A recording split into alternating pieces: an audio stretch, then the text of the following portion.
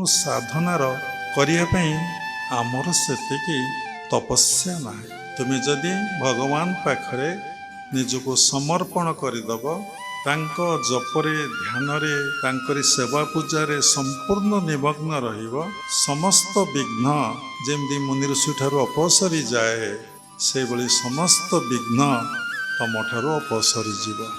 ଦେଖନ୍ତୁ ଭକ୍ତ ପ୍ରହ୍ଲାଦକୁ କେତେ ଦୁଃଖ କଷ୍ଟ ଯନ୍ତ୍ରଣା ଦିଆଯାଇଛି। ସେ କୋଉଥିରେ ବିଚଳିତ ହେଇଛନ୍ତି? କାହିଁକି ନା ଭଗବାନଙ୍କ ଉପରେ ତାଙ୍କର ଏତେ ଅଚଳା ବିଶ୍ୱାସ ଆଉ ଭକ୍ତି ଥିଲା। ପ୍ରଭୁ ହିଁ ସବୁକିଛି, ଆଉ ସେଇ ପ୍ରଭୁ ମୋତେ ବିଭିନ୍ନ ରୂପରେ ଆସିକି ପରୀକ୍ଷା କରୁଛନ୍ତି। ତାଙ୍କ ପାଖରେ କେତେ ଦୃଢ଼ତା ଅଛି, କେତେ ବିଶ୍ୱାସ ଅଛି, କେତେ ଆମର ଭକ୍ତି ରହିଛି। ଆମର ଏ ଭାବ ଆସିବ, ହଜାରେ ବିଚାର ଆସିବ, କିଏ କ'ଣ ଟିକେ କରିଦେଲେ, ସେଇ ଯେ ସେ କଥା ବୋଧ ହବ ନାହିଁ।